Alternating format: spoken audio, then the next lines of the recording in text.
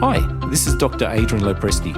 Join us on FX Medicine next week, where we'll be talking to Dr. Austin Perlmutter about inflammation, brain function, and strategies we can use to optimise brain health. Subscribe to us on your favourite podcast app and follow us on social media to make sure you never miss an episode.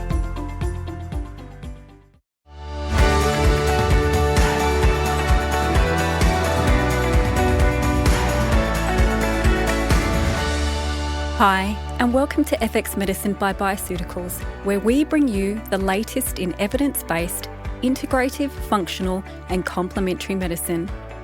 FX Medicine by Bioceuticals acknowledges the traditional custodians of country throughout Australia where we live and work, and their connections to land, sea, and community. We pay our respect to their elders past and present, and extend that respect to all Aboriginal and Torres Strait Islander peoples today. Joining us on the line today is the one and only Rachel Arthur. Rachel is a respected and widely published naturopath and registered nutritionist with a particular passion for integrative diagnostics. With over 30 years' experience in both the clinic and the classroom, she's considered a leading educator, delivering postgraduate training and mentoring to naturopaths, doctors, and allied healthcare professionals alike. Welcome to FX Medicine by Bioceuticals, Rachel. We are so excited to have you with us today. Thanks so much, Lisa. It's great to be here. Now, I remember sitting in on a seminar you did a long time ago. It was 2010. I was looking at my notes today and it was on addictions and afflictions. Such a good presentation. And I, as I said, I still have those slides. I was looking at them today. The information was so comprehensive. And I just remember what a dynamic presenter you were and are.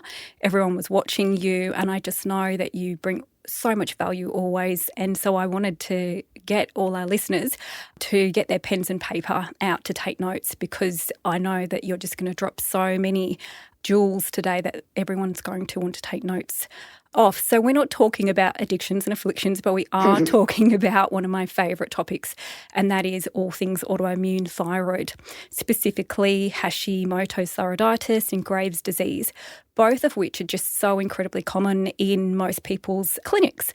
And of course, they present with the presence of various autoantibodies.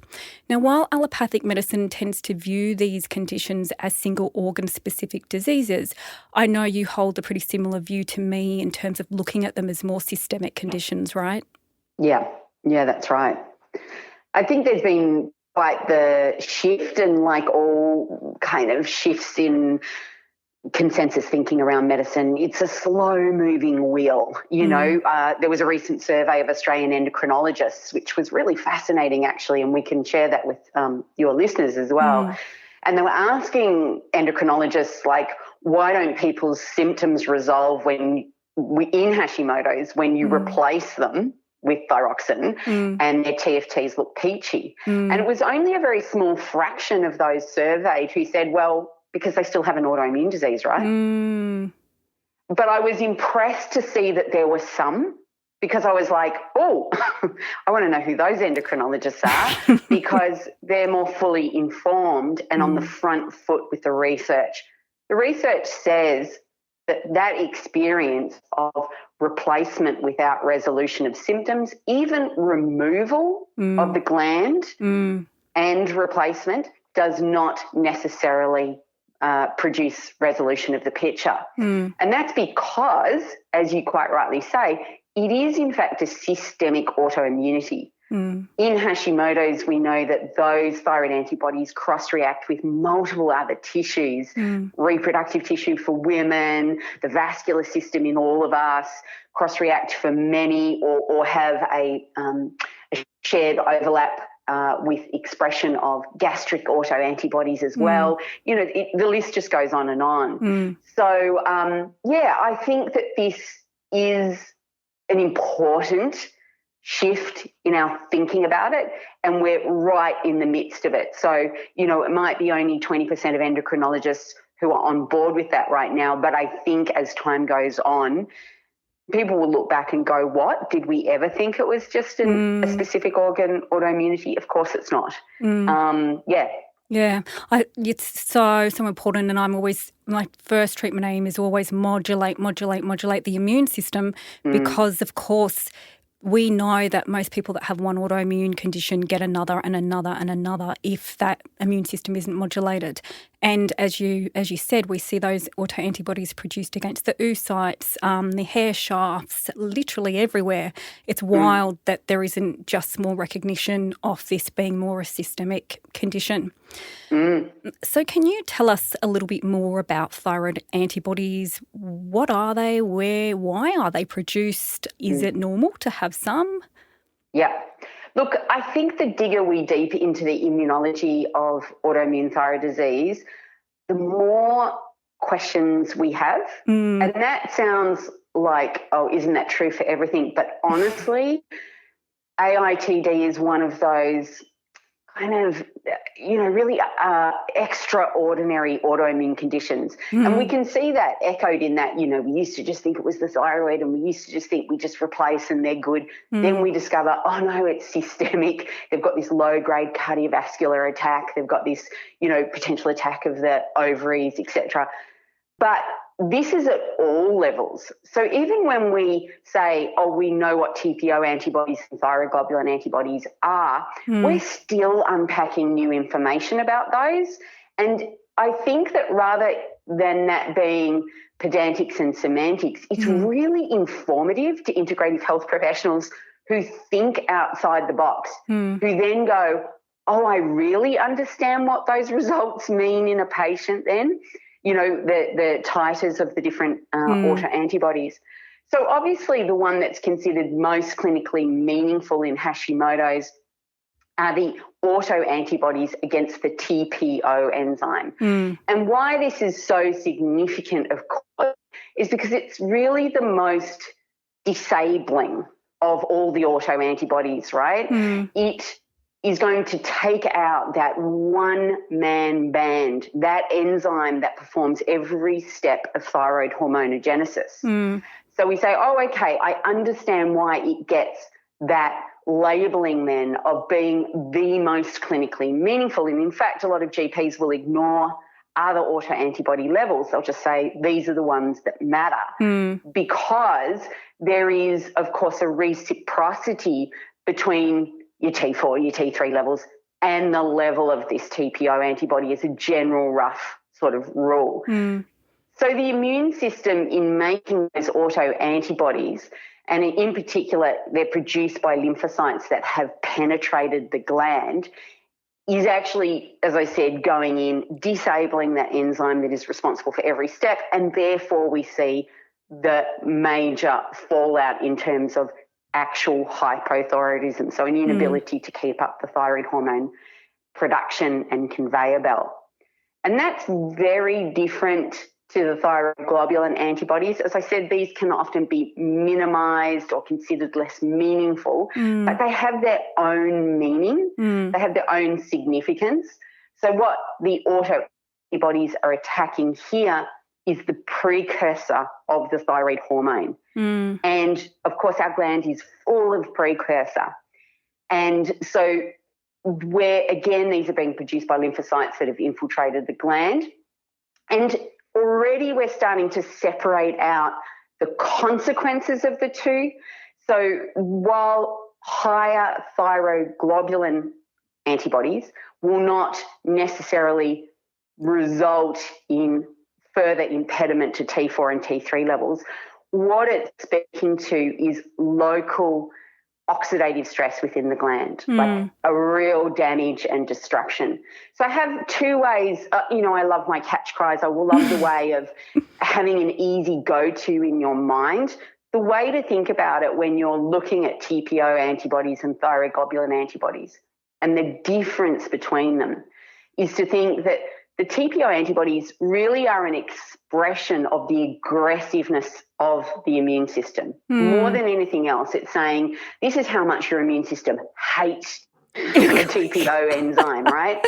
And so it's really a reflection of the number of lymphocytes that have penetrated and their propensity for attack. So I call the TPO antibodies as the kind of kill signal. The The thyroglobulin antibodies are the spill signal. So they're kind of downstream. What happens is the more we are being attacked within the gland, the more local inflammation there is, the more the gland will spill its thyroglobulin. And the more you spill that precursor into the system, which is designed to handle small amounts of thyroglobulin, but not a big spill, then the immune system will start to take offense to it, to the precursor. So it's kind of thinking about they both have a nuance there. The TPO antibodies, sure, most meaningful because they take out the one-man band in terms of thyroid hormonogenesis. But thyroglobulin antibodies are saying, hey, we're not doing well. We are spilling everywhere. And the more we spill, the more likely in turn that we'll see a rise in both antibody titers. Because when you ask the question, why does the immune system make this? You know, why does it decide to make these two antigens a target? It's really because it's been overexposed to them, right? So normally we would say the immune system can tolerate thyroglobulin. As I said, it's normal physiology that some thyroglobulin always is being secreted into circulation. What happens is when that ramps up, that's when the immune system says, whoa, well, that's a lot, and now you're my target. So either it's an excessive exposure, which usually comes as the result of that local damage, or it means that there has been a change in the antigen itself. So we talk about these are targets, potential targets, sure, but if they were changed into neoantigens, so something about them has been changed, again, even at low levels, that could trigger the immune system to say, hang on, you're not the host, you're not host tissue, I'm going to take offence to you and mount an immune response to you.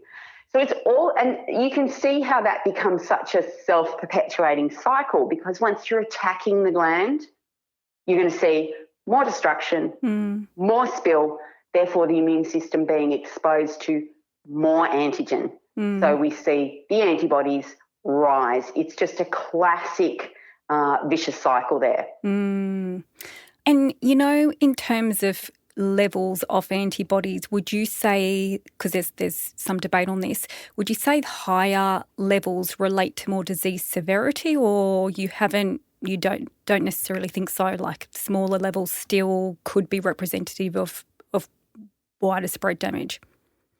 That is such a good question. They might not know. The research says no, they're not. You can't say that higher TPO in one individual antibodies compared to another means they have it worse. They actually say that there isn't a linear association here. However, if you're looking at the one individual and monitoring them over the time, so you're comparing themselves with themselves, there is a stronger argument to say, well, it's looking like you've got more kill and more spill. Neither of these are moving in the right direction, or conversely, we're starting to move in the right direction and pull them back. So, but the research as a consensus says you cannot say more of these antibodies equals, you know, if we cut you open and looked at your thyroid, more advanced thyroid pathology, which seems kind of nonsensical, but that is in fact the consensus of research. Yeah, it does seem like it doesn't make sense, but within my practice and even with myself having Hashimoto's, there's been times when I've been feeling fantastic and I've just done my bloods to see, and maybe the antibodies are a little bit raised, and then other times I go because I'm not feeling great and they're completely within range and normal. So it's something I haven't quite figured out yet as to what is going on there, but yeah. Well, I think that's such a great thing to report on, right? Because one of the things that I say in our training on thyroid diagnostics is that you are not your antibodies. That is one small piece of the HPT story.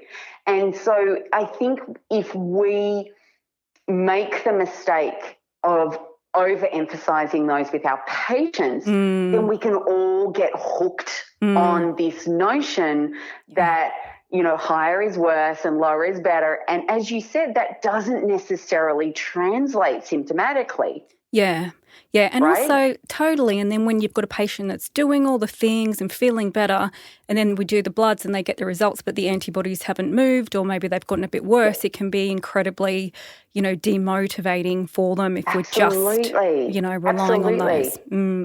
And what I want to see in Hashimoto's, and I'm sure we'll go into this as we continue this discussion, but primarily my first objective is to lower TSH. I'm not,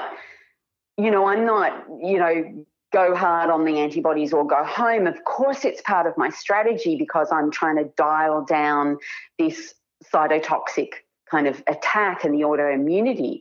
But really, the lab that is most immediate to change is to lower the TSH because the TSH, when it continues to stay high, effectively is cracking the whip on a horse that's, you know, the horse being the thyroid that's really struggling. The higher the TSH, the more damage is going to happen at that local level to that gland. So, yeah, I think that's a really important point, Lisa, about not getting hooked on one set of numbers and saying this is the be-all and end-all. It simply isn't. It's obviously, as you would know firsthand, a lot more complex than that. Yeah, definitely. All right, wonderful. Now, I wanted to pick your brain.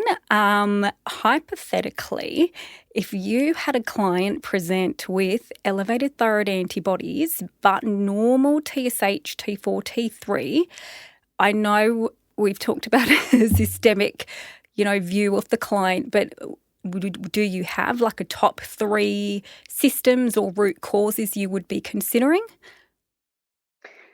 Look, I do. I mean, first of all, you're saying that this patient is euthyroid and you're saying that the thyroid antibodies are elevated. My first question is, according to whom are they elevated? So I know you are on board with this, right? Is that because we naturally secrete thyroglobulin into circulation because the immune system in healthy individuals is always going to be somewhat exposed to these potential antigens from the gland, there is a strong argument that we are meant to have some thyroid antibodies. Totally agree with that, yeah. Right. So the question is, what some? Can you narrow that? Like, where's the sweet spot here, right? Yeah. So what if they were above the reference range presented by the labs? Maybe they were triple or double. Yes. So that's obviously of significance because that's a decision limit that the reference range has set based on the likelihood of correlation with actual thyroid disease. Right? So first of all, levels below that could be of significance in other contexts, like fertility. But as we've just said, levels lower than that could be a great expression of the capacity of your immune system to perform surveillance, right? We know that people with thyroid antibodies have better outcomes in a range of sort of cancer markers and, resolution of infections. It's this, we can't just completely demonize the thyroid antibodies and say, any antibody is bad. So, okay, they're above the decision limit the company has set. This says to you, yeah, definitely meaningful because they're saying, statistically speaking, when you're over this level, chances are you have an AITD. I think in terms of first systems, I think we're increasingly understanding, and you just said this yourself, which is it's an immune disease. Yeah. It's not a thyroid disease. It's an immune disease. 100%. Love it, love it. Yes. Yeah. So what we've really got to do is take this strong immune approach. We're trying to, as I said, dial down the cytotoxic attack on that gland. How do we do that? We're doing it through promotion of Tregs. We're trying to bring in immunomodulators, be those nutritional or herbal. We're trying to look for what in this person's story is a potential source of ongoing immune assault. Like potentially still poking that immune system to get it to be a little bit aggressive, right? So that's the first thing that I would definitely be thinking about. Of course, I'm treating the gland, but as a downstream consequence. I'm trying to bring in materials for repair and recovery. But what I'm doing there is not trying to get the gland to make more T4. Or, all of that is a little bit misguided. As I said, the main game is to sort of take the fire out. That means that we want to bring in antioxidants to quench or certainly to contest the extremely high levels of oxidative stress. And we want to bring in antioxidants that are really specific to the gland because, of course, every different tissue and system has a different hierarchy of care, if you like, of antioxidants. And in the gland, of course, nothing beats glutathione, which, of course, is based on selenium.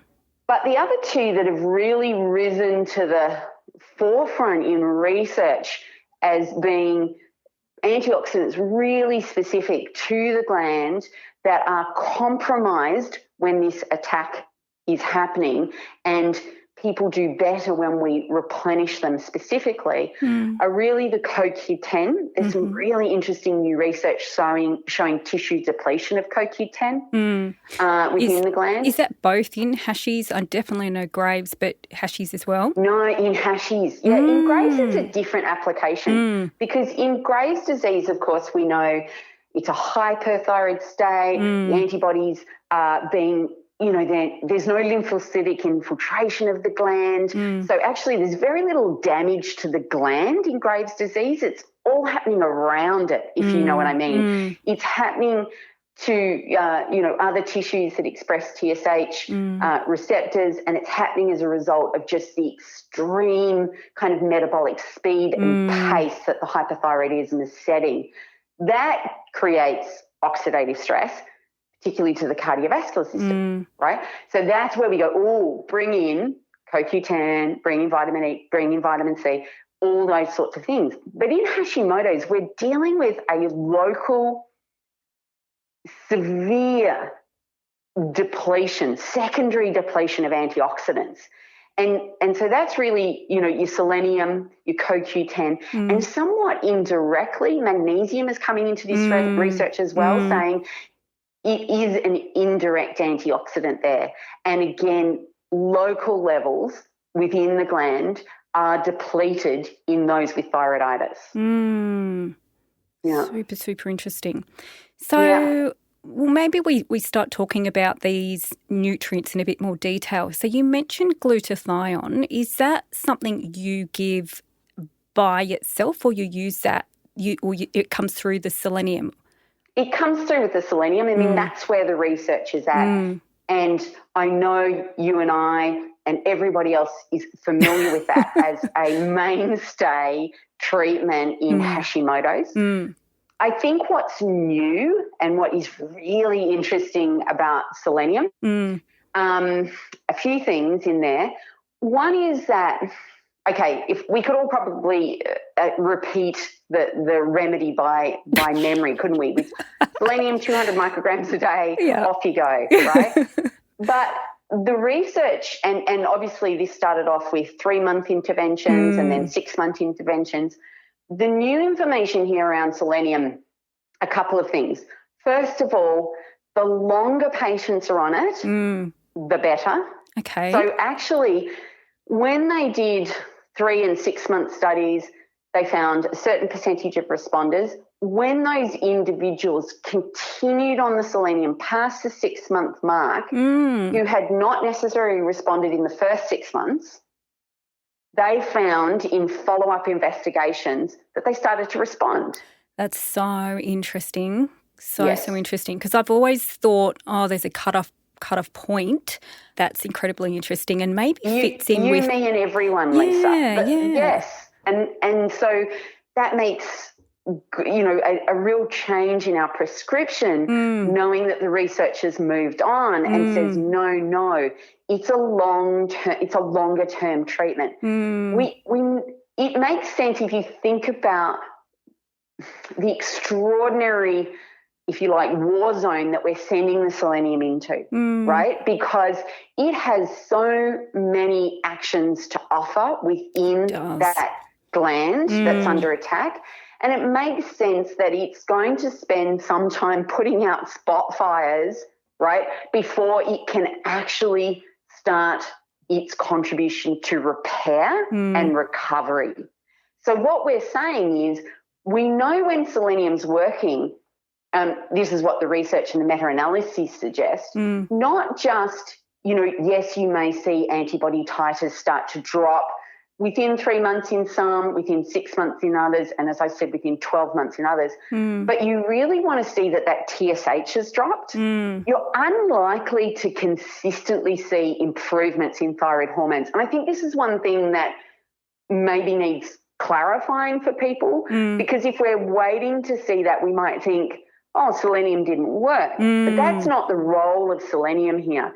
It's coming in to really arm that antioxidant artillery and then get over the sort of, fighting all the fire fronts to then be able to provide enough selenium for repair and recovery. And that is a long game. That is a really long game. So to me, that new research sits right with me where I go, yeah, let's hang on for a little bit longer with the selenium prescription. I know that you, being super sensible, I don't know about that. Yeah, and let's be clear, I'm never suggesting that we set and forget. Yes. Never prescribe something and go, off you go, I'll catch you in a year. that would not be safe with selenium. It would not be safe with vitamin D. It would not be safe with many things, right? Yes. So we're not saying, just 200 micrograms a day, off you go, and we won't look at you for ages. Actually, we need to keep a close eye on them in terms of repeating not only the thyroid antibodies, but in particular the TSH levels as well, to really understand if we're moving in the right or the wrong direction throughout that intervention. Because and hopefully everybody else listening does too, that we can, even though all those studies, those bright, shiny, sparkly studies says selenium will work, it won't always necessarily work for your patient. Yes. Particularly, I want to raise the point, which is so obvious when we sit and think about it. The RCTs have been single nutrient interventions. They did nothing else, right? So something to think about with that. That's why they use 200 micrograms, right? Because they're not coming in with anything else to ease the load of selenium. They're making selenium a single active. They're suggesting that selenium is going to do this all on its own in a kind of, solo man, Yahoo sort of fashion. But as integrative health professionals who have a much better understanding of nutrition, we go, hang on a second, we're unlikely to just give selenium. So if we come in with a more holistic, more thought through prescription, like, for example, bringing in inositol, like we're indicated bringing in vitamin D, bringing in CoQ10, then surely we can use less selenium. And that would be a really strong take home for people. If you're going to put someone on this for potentially up to 12 months, then it might be, a really better option to recognise that 200 micrograms was required as a single nutrient solution. We're not practicing single nutrient solutions. Maybe ease off in the dose so that we can keep our safety concerns in check, bring in all the supportive nutrition, and you'll find that you get an augmented outcome. So there's only a few studies that have done this, and in particular they've combined selenium, of course, with inositol. Yes, I love those studies. Right? And as soon as they combine it with inositol, they're not using 200 micrograms, they're using 83. And they're getting similar, comparable outcomes. I wondered why they reduced it. I was like, where did they get that 83 from? Who knows? It's quite Isn't specific. it? I mean, if you've ever spoken to a researcher and had the opportunity to ask them, which I have, they often give you a really amused look and they go, well, we just, we did a bit of reading and we fudged some numbers and this is that. But it does sit, it does resonate for us as good nutritional prescribers, where we go, take your foot off the pedal, guys. 200 micrograms a day will be too much for many people, right? Because selenium's not just working in the thyroid, and it has other implications if we go too high. So if we step back from single nutrient solutions and kind of solo man hero moments, and we come back and we go, let's use a holistic prescribing practice, then we can bring that selenium down quite significantly. Love it so much. What about the Brazil nuts? Oh, the Brazil nuts. Okay, read your packet, right? Because most Brazil nuts don't come from Brazil anymore. They come from Bolivia. Yes. And in Bolivia, there's selenium deficiency in the soil. Brazil nuts don't magically get selenium. They get it because it was in the soil, right? So this is a point of contention about Brazil nuts. And I remember, and look, I wish I had a higher level of evidence to tell you this, but we used to do labs at Southern Cross University, and one of the labs was checking the selenium content of Brazil nuts. I kid you not. And when they were analysing them, they found some had none. Yeah. Right? So, I just don't think we can put all our eggs in that basket. Yeah. Because of the variability. Yeah. I read a study, it was ages ago, but it was looking at Brazil selenium content from Brazil nuts that had been grown in New Zealand. And generally the soil's quite rich, you would think, in New Zealand, but they looked at you needed 12 or something like that, 12 Brazil nuts. I remember that too. I'm so glad you reminded me. Yeah, so sometimes that supplementation, but at that lower dose would seem the way to go, yeah. Yeah, that's right. All right. What about myo-inositol? Because it's one of my favourites for so many conditions, but particularly for autoimmune thyroid, there's some really great research coming out. There is. Isn't it an exciting area? It is so area? exciting. I feel that as well. I think what's so thrilling about inositol is, one, it doesn't have that edge of danger. Right? Because you and I are basically speaking to an edge of danger around selenium. We all know it. Yeah. We don't want to go near that edge, right?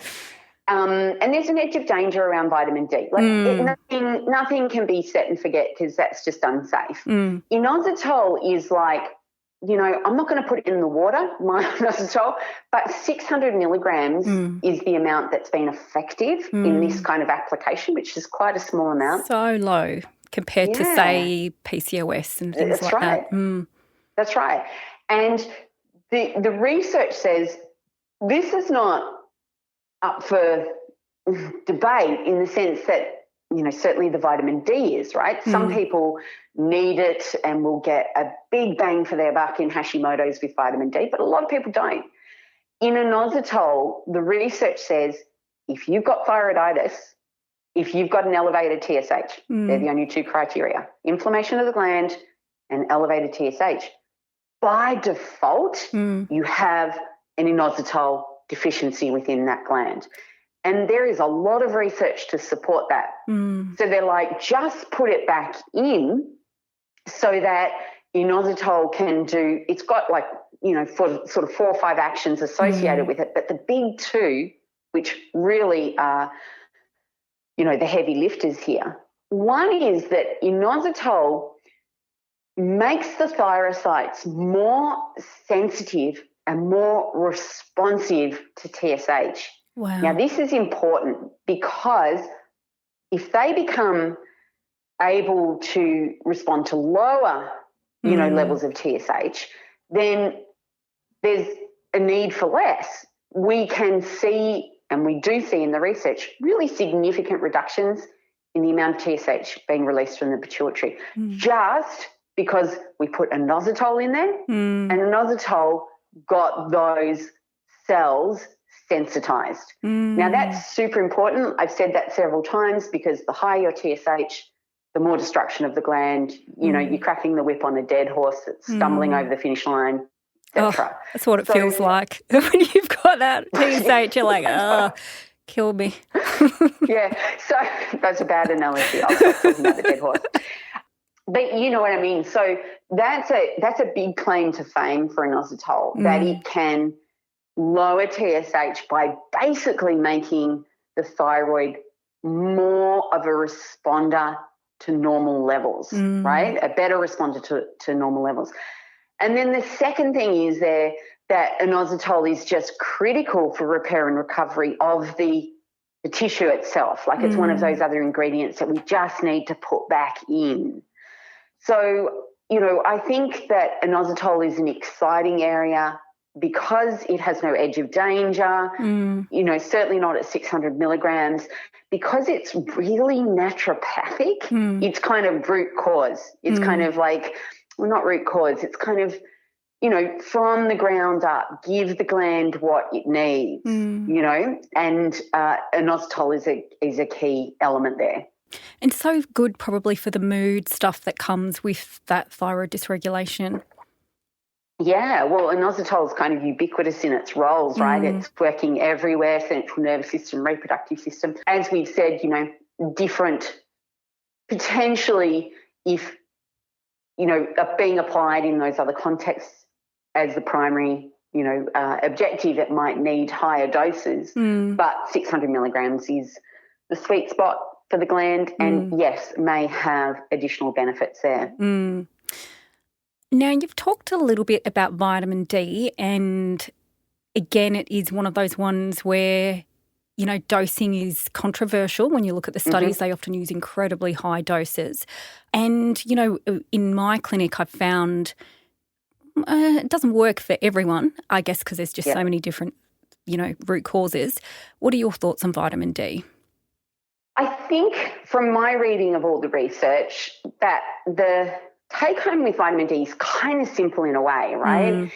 It's like if you're deficient, this will be awesome for you, right? Because if you look at all the studies done using vitamin D as an intervention, again, single nutrient solutions, overwhelmingly this has been performed in Chinese women, and they are notoriously low in selenium. In vitamin D. They've checked their vitamin D levels and they are, if not frankly deficient, then, you know, certainly what we would regard as still completely inadequate, usually less than 50 nanomoles per litre in terms of their serum levels. So that's one thing that we need to be mindful of. So if you've got a patient and they're not sitting down there with their blood levels of vitamin D, maybe you still think they're suboptimal, say they're sitting at 75, but your thoughts, not only is your dose going to change, but your thoughts on or your expectations of impact will also change, because you're saying, well, they're coming into this, their Hashimoto's is in the context of suboptimal vitamin D, yes, but not a frank deficiency. So in terms of what more they're going to get out of more vitamin D, the impact is going to be less. The research is also troubled and plagued by use of different forms. If you go through it, actually the major form that has been employed is the prescription drug calcitriol. So when we pick up on that detail, we really have to ask ourselves, well, hang on, we're not using anything like calcitriol, and calcifidiol doesn't come close. Calcitriol is 1,2,5-dihydroxyvitamin D. It is a drug. It's an analogue of the real deal active form. It's not surprising that it was employed more often than other forms, and that a meta-analysis found that it was possibly more effective than all the other forms, because if you can administer, with of course a great deal of danger, this drug it's immunosuppressive, right? Because you're not just loading somebody with a precursor to say, do what you will with it, or loading someone with a pre-hormone, which is calcifidiol, which has some hormonal actions, not all, but not none. You are giving them a dose of the analogue of the active form. That's immunosuppression right there. So it's not surprising that it was deemed to be the most effective form of vitamin D. For us, we go, where's the relevance, right? We're not using, and we don't want to use calcitriol, 100%. right? So where's the relevance? It's not to say that cholecalciferol studies weren't successful. They were, but I go back and remind you they were the most successful when someone was really deficient. Yeah. Well, that's like a Rachel gem right there. That's good. That's good. So I think also our expectations around how to prescribe vitamin D really change in terms of duration and expected outcome, right? You and I have said selenium is a long road. It's got a huge job list, or, it's entering this war zone, and it's going to take a long time to really reap the full benefits of a selenium prescription. Vitamin D, no, that is not what you're doing, right? What you're trying to do is personalize the form. So the only reason I'd use a calcifidiol would be obesity or fat malabsorption in this context. There's no other superiority to calcifidiol in Hashimoto's that we know of. So personalize the form, personalize the dose. So where is my patient starting from? If we take those vitamin D baseline levels to indicate the starting place, how do I adjust the dose accordingly to achieve what is thought to be, and I'm kind of doing air quotes, which means nothing for you because you can't see me.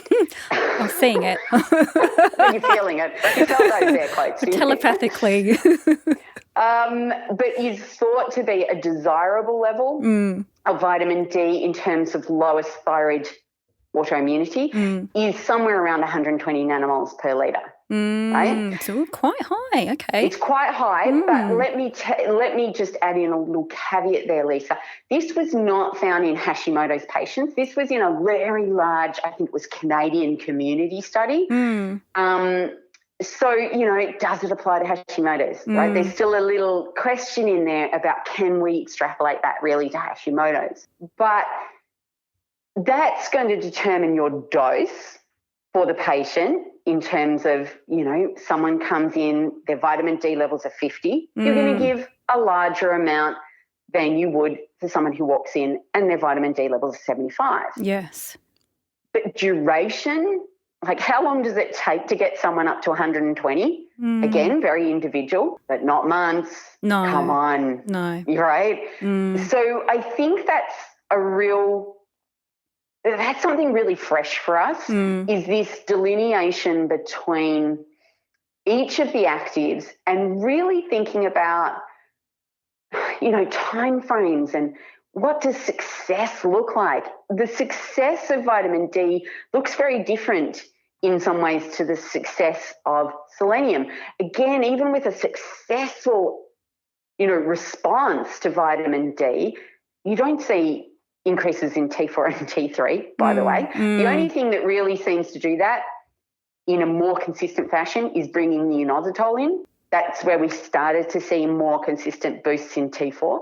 But, yeah, it really changes your outcomes, your expectations around duration. You're like, look, if you've got someone up to a blood level of 120 nanomoles per litre, and by the way, that would absolutely not be suitable in the elderly because we know that their sweet spot is just under 100, then, job done. Vitamin D is not about ongoing, sustained supplementation because you think more magic's going to happen. It doesn't work like that. It's like just trying to get them, maintain them at a target level within the serum. That happens quite quickly. and then you can potentially remove it right out of the prescription. It's done all that it could do. Do you then get people to, because it's a fat-soluble vitamin, are you doing your maintenance of those levels by promoting more outdoor time, that sort of situation, or you're reducing it back down to like a much lower daily dose? Oh, isn't it awesome that you are such a good naturopath? That's right, Lisa. That's right. I mean, I've just literally recorded something on vitamin D, and I talk about, every form has a different function. And what you're speaking to there is, hello, sunshine. My fave. Right? Sunshine is the most unique form of vitamin D. I know I'm singing to the choir here, but it is. And if you go and you look at, how vitamin D has been really, let's just have a moment, really disappointing in terms of studies where they've gone, everyone with MS has vitamin D deficiency. Let's give them vitamin D. Oh, it didn't work. Everyone with RA has vitamin D. Let's give them vitamin D. Oh, it didn't work. Right? It has failed to fulfill its potential over and over again. And you know why that is? Because we chose the wrong form. When they've done more recent analyses about the relationship between vitamin D deficiency and those really big disease states, they found that what people, the low vitamin D in the blood was a proxy marker. So it was just something that happened along the way as a result of sunshine deficit. Yeah, that's not a surprise. No, hello, hippies confirmed 101. Yes, we are being validated in that naturopathic principle of you can't bottle sunshine. You can't think, they're going to get the same benefit out of cholecalciferol or calcifediol or anything like that. Sunshine is this, kind of nature's finest formula. It's not just giving you, the precursor for vitamin D. It's giving you nitric oxide. It's inducing heme oxygenase. It's, it promotes Tregs. It does all these other things that we go, there's your action. Yeah. Because I just have so many clients that think, I can just take this supplement. I'm not going to get up from my desk and go outside. And I think if we're real, no one wants to be taking supplements forever and ever and ever. So those lifestyle strategies really need to come into place too. I think that's spot on. And I think it's a difficult space for us. Let's be honest, safe sun, right? I get it. And it's a hard one to sit really assuredly with as a practitioner. That's what I find. When I, because people are like, what, you're telling me to not slip, slop, slap? I'm saying, no, I am. I'm talking about safe sun exposure. But, when I just recorded this vitamin D episode, I was reminded that literally almost 20 years ago, I wrote an article on vitamin D for a journal. And when it went under editorial review, I was heavily reprimanded for citing an article from the Medical Journal of Australia that stipulated how long you needed to be in the sun every day at every latitude of Australia. They said, if you're in Tasmania and it was winter, good luck with this. You'd need to be outside for an hour. I was like, wow, But the point is, I think back about that and I think this is a contentious space. I will never forget the editorial feedback I got on that. They whipped out every mention of safe sun. They were like, it's not a thing. And I'm like, ooh.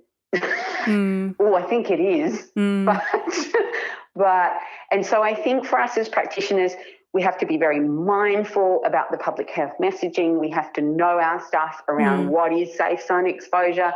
But I love that you raised that, Lisa, because that's that's naturopathic medicine, right? Isn't it? Yeah. And it's amazing how quickly vitamin D levels will increase from sunshine.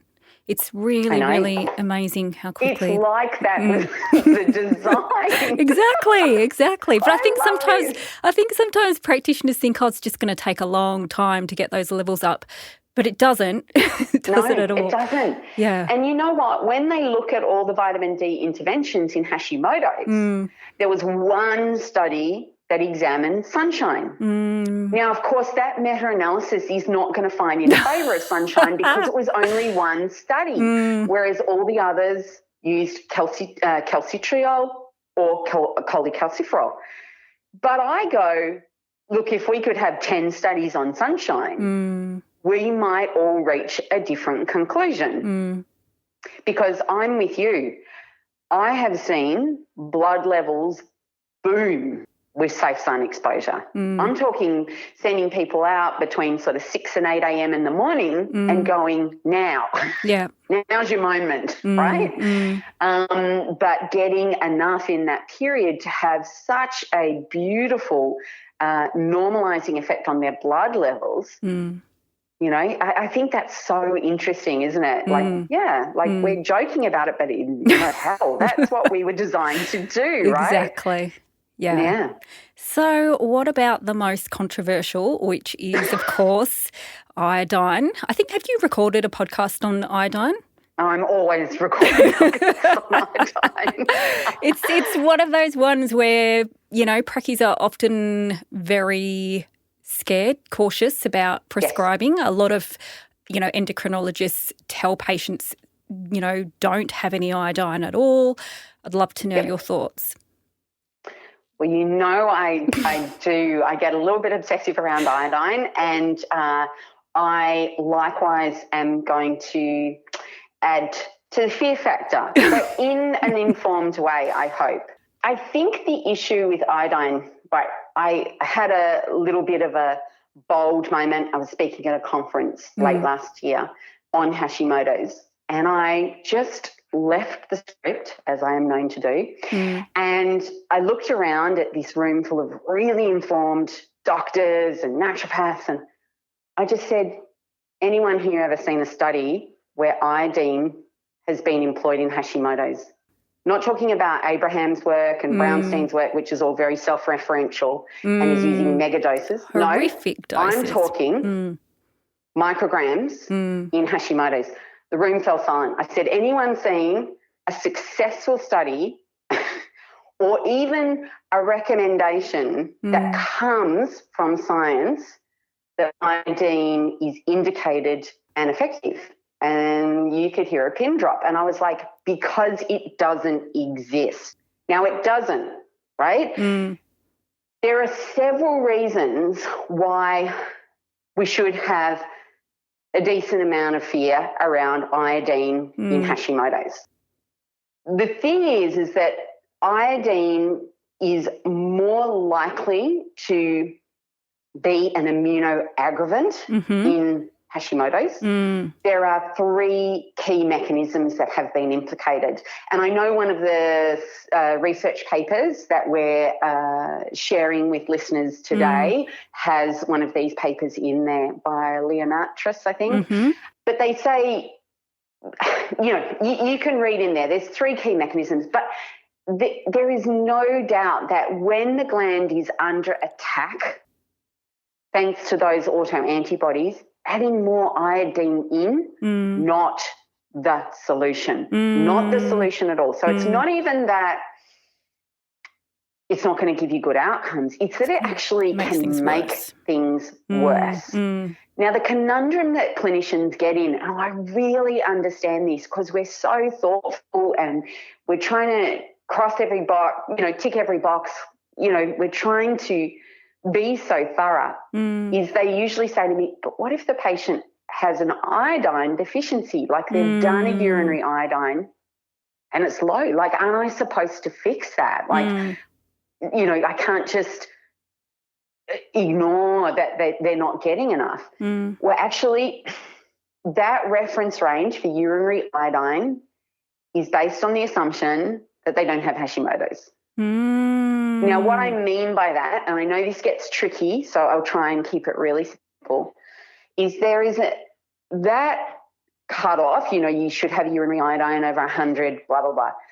That is mathematically calculated based on an assumption about the kind of normal T4 and T3 levels that you have. Yeah. Because every time, of course, you break down your thyroid hormone, you release some iodine into urine. So that's being mathematically accounted for in that formula. Now, if I have a patient like I do who has severe Hashimoto's and their T4 is 10, guess what? They are not getting the normal amount of iodine released from just the breakdown. So the mathematical formula no longer applies. So even if that's all we leave it at, but I think that I really encourage people to read that paper. It's actually a review of all nutrients in Hashimoto's, but it's particularly the section on iodine that I think is the most succinct discussion I've heard about iodine. And they basically are saying, again, it is not the right tool for this job. There are lots of other indications where iodine, of course, is beneficial for a thyroid.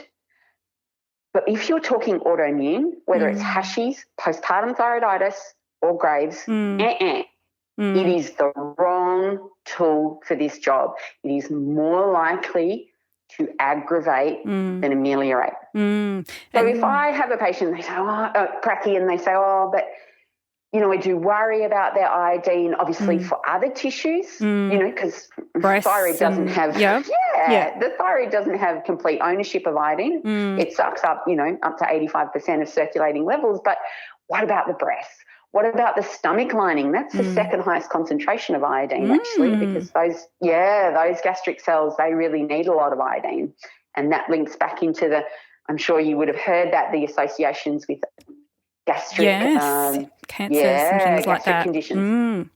So, I understand that, but I always say to be on the safe side, get them to eat more iodine in their food. I try to avoid supplementing because even I've gone in similarly in patients and gone, I'll just be really conservative with my dose. And I've given them 100 micrograms.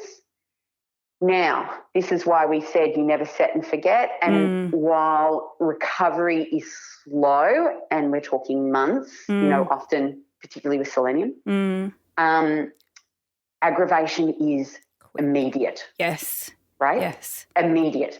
So if I gave someone 100 micrograms or any dose of iodine, I'm not waiting 3 months as I normally would to reassess the antibodies. I literally am assessing within the month because I can see straight away if that TSH has risen rather than dropped, if those antibodies have risen concurrently with the TSH, that is a clear wrong way go back sign. And, I've had this happen far too many times to not know that it is telling me this patient's aggravating on iodine right here, right now. 3 weeks has been 3 weeks too long on this product or, whatever, get them off it. So I think that there's, good reason that people are fearful around iodine. I actually think one of the reasons why there's a lot of confusion is all the thyroid, I'm doing the air quotes again, formulas. Yes. Have iodine in them. And actually it's a key ingredient. Iodine and zinc. Like the zinc is huge in a lot of those formulas. And I think that confuses us because we go, this is a thyroid presentation, so this is the formula. That's a great formula for someone who's just low in thyroid minerals and doesn't actually have an autoimmune disease. Once you've got that at play, I'm sorry to say, iodine is out. It's like it is not in my formula. And if anything, it would be in the food, and I'd be careful with that. I also don't, it's not a typical thing I prescribe as a supplement, but I love it. What I love is that a lot of the salts now have a little bit of seaweed in, and I think in that form where it's coming more as a food as medicine and not in huge quantities, it's just a beautiful way to get that synergy, which, you know, we always talk about with our nutrients. So an easy way to get it in a very, very low dose there's not going to be that issue with the immunogenic effects. Yeah. And I think that, you know, that you've just said that so beautifully, right? I think that this is old naturopathy that's becoming new again. It's like, oh, what happened to synergism? What happened to balance? What happened to, you know, nutrient to nutrient interactions and food over supplements? Because the behaviour of supplements is entirely different if you look at pharmacokinetics to the behaviour of that same nutrient when it's found in food, right? There are striking differences. We talk about this in the Nutrient Prescribers Program in depth. And it's not to say supplements don't have their place. Of course they do. They're awesome, you know, for lots of indications.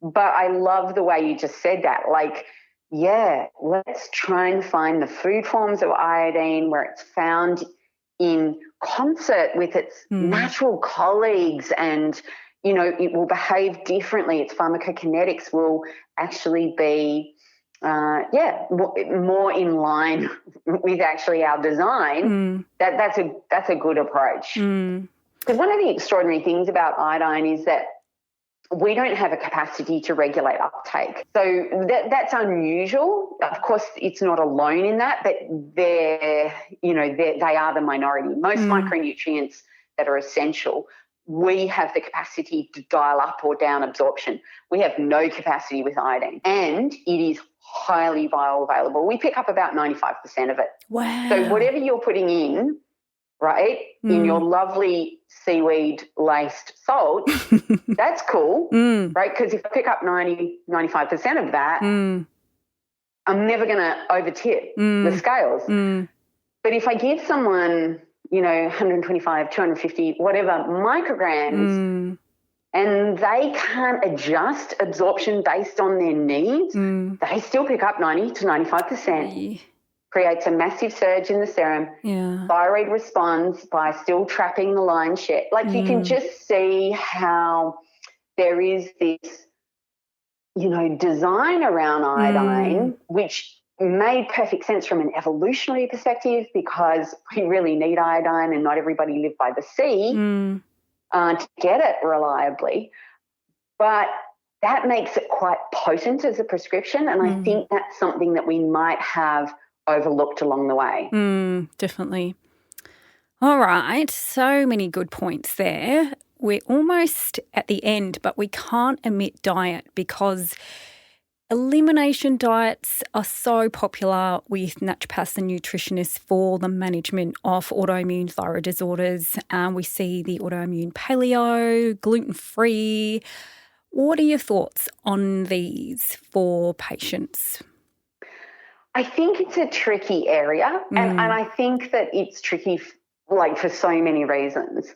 One is that I really don't want to undermine people's clinical experience and their empirical evidence gathering that they're seeing in their own clinics. And I know that dietary interventions, like, you know, you think all research is flawed, well, just try studying diet. Like, it's really hard to do well. And like we were saying before, with, you know, there's only one study on sunshine in Hashimoto's. There's not that many. There have been about 4 studies on a gluten-free diet. They've all been very small sample sizes, and they're a little bit mixed in terms of who they chose for their sample. So some people had gluten-related conditions. So, you know, but in some studies they weren't screening for that. So, and the general consensus out of, say, the gluten-free research is it probably does make sense in some, and you go, oh, thanks. But where it probably makes sense most is in someone who actually has the celiac gene. They may not have celiac disease, but they have the celiac gene. That was sort of one of the kind of thought bubbles that has arisen when we look at the body of research on gluten-free diets in Hashimoto's overall. Obviously, you would take it out in someone who has the celiac gene, or, you know, worse than that, they actually have some celiac antibodies, even if they're not diagnosed with celiac disease. But there's research, of course, everybody yawns when we say Mediterranean diet. No, there is, isn't there? Research that says the Mediterranean diet is the most effective dietary intervention in Hashimoto. Yes, increases free T3 is what I saw, which I thought was great. Yes, yeah. And you just go, like, I think that, like, I also too, I'm terrible for rolling my eyes at the mention of the Mediterranean diet. And I think that it comes out of, because it's the diet that mainstream medicine has decided to back. So there's more research there. And I understand our skepticism and cynicism around that. However, don't throw the baby out with the bathwater. I like you go, oh, I'm all ears. Yes. Like, because that's not an autoimmune protocol, right? That's full of legumes and, Well, I love it because it's so, it's what most people, you know, like it doesn't deprive them. I love it. Yeah, that's right. And so I just think, so to recap, it is a one case at a time, each individual on their own merits kind of decision that the practitioner and the patient need to make. I would hope that none of us are at that point where it's one size fits all, where everyone who walks into my practice gets an AIP and by the way, there's one study on the autoimmune protocol and it didn't work. 100%. Right? I really want, I was like, I hope she says that because so many patients come in, they're on it, it's been shown to improve their mood and quality of life and reduce inflammation, but it doesn't decrease thyroid antibodies. Nope, and I think didn't change their TSH, nothing. Totally. Didn't change their TSH, nothing. Exactly. So I think, but it's so hard because that's what the research showed. A lot of patients find that it does improve their thyroid markers, but it's not my preference, but yeah. And again, I go back to let's not undermine people's like first-hand, real-world practice experience. If you're getting results with AIP, that's amazing. I applaud you. I only ask the question, is AIP all you're doing? Because if you're doing other stuff, then you don't know that it's the AIP. And I think that would be something to sit with and reflect on because I, like you, Lisa, I don't want to give up any of my food. and of course, I don't want to be the source of that suffering in my patients if I can avoid it or minimize it. That's preferable for me, in terms of psychological benefits to the patient, keeping the therapeutic relationship intact, all of that sort of stuff. So, that's my only question. If you're seeing results, are you really absolutely clear that it is the AIP? You did that in isolation because if you did that and you gave them selenium and you gave them inositol and you gave them hemidesmos, then we can't say it's the AIP. And maybe that is going above and beyond what they really needed. Yeah. Yeah. Yeah, I often think sometimes that just happens because they're moving from a diet that had lots of refined stuff and was quite inflammatory to something that's more whole food. Yeah. I thought that too when I read that AIP study. I was like, their mood got better, their gut got better. I'm like, because you just kind of tidied it all up, right? You got rid of a whole lot of rubbish that was in there.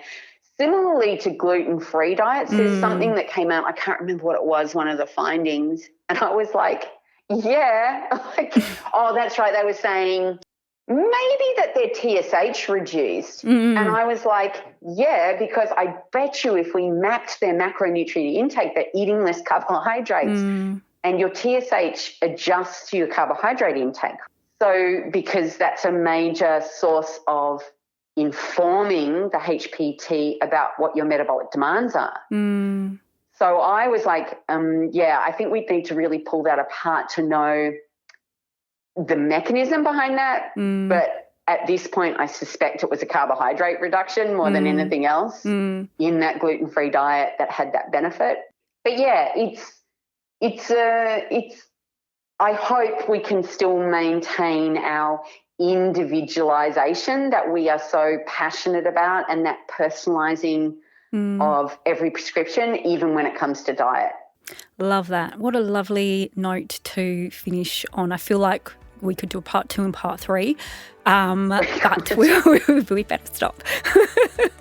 So I just want to thank you so much for joining us today, Rachel. I so greatly appreciate, you taking the time to share your wealth of knowledge, and I just feel like you're always able to explain things in such an understandable, practical manner, in such a thoughtful approach to learning, which is always so inspiring. Thanks, Lisa. And can I say that it really helps having a bona fide naturopath who's also very thoughtful ask the questions. So, I think this has been a team effort. Oh, thank you. Thank you, everyone, for joining us today. The key points I have taken away for me to apply in my clinic is the understanding that autoimmune thyroid diseases are a systemic condition, a systemic disease. Super excited to think about selenium differently, a more holistic way of prescribing at that lower dose, understanding the synergy with the other nutrients, and the understanding of inositol as improving the sensitivity and response to TSH at 600 milligrams. Is that right? Milligrams? Yep, that's right. And increasing that T4. Thank you, everyone, for listening today. Don't forget, you can find all the show notes, transcripts, and other resources from today's episode on the FX Medicine by Bioceuticals website, fxmedicine.com.au. I'm Lisa Costa-Bir, and thanks for joining us. We'll see you next time.